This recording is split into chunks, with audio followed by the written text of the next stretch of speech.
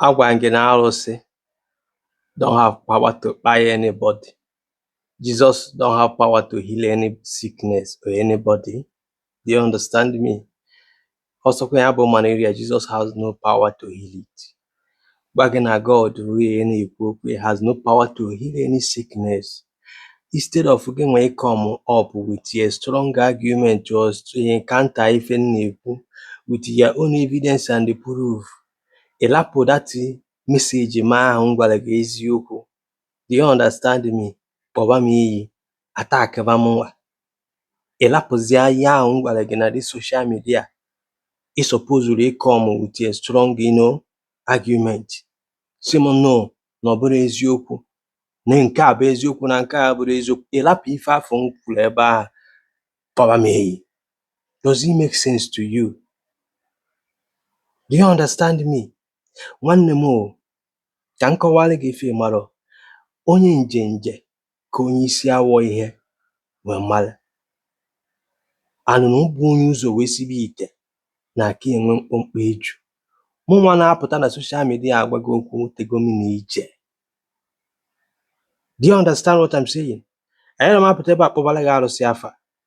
Mana ime uvu around si mụ na ịbụ a traditionalist ijeru n'ọkpa maọbụ n'ụwa atụgharịgo ugwu before wee gbagharịa.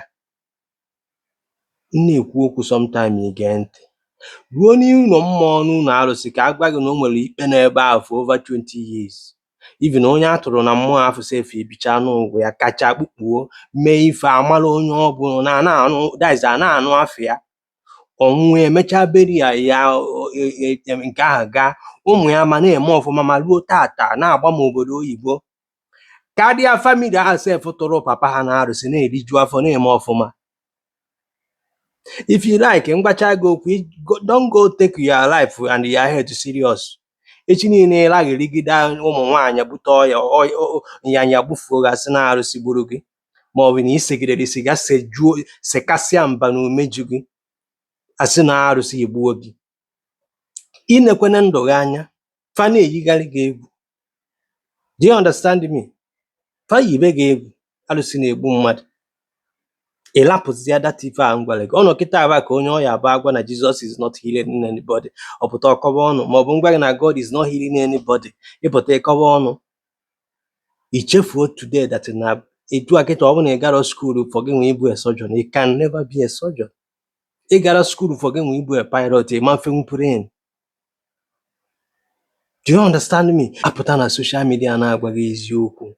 Ignorant ga-ama nkwe gị nabata eziokwu. Ama m na ndị ojii ga-abụ fan the truth for the first time. Ọ ya na-agbafe agba na ntị fa ga na-agitate. I understand that. Mana ngwacha gị go and research ife na-agwa gị. Ị na-aghọta go and research ife na-agwa gị. Adị m apụta na social media kọrọ gị inyo. Arụsị have no power to buy anybody. I'm telling you. Ịghọtara ihe a na-agwa gị tata ịka ya aghọta echi niile. Ịghọta gị? Adị m agwa gị okwu ka i believe m. Nke ị na-eke ka na-ebelieve na that is your superstition and illusion. That is your business. Do you understand me? Mana ndị ma eziokwu ma eziokwu.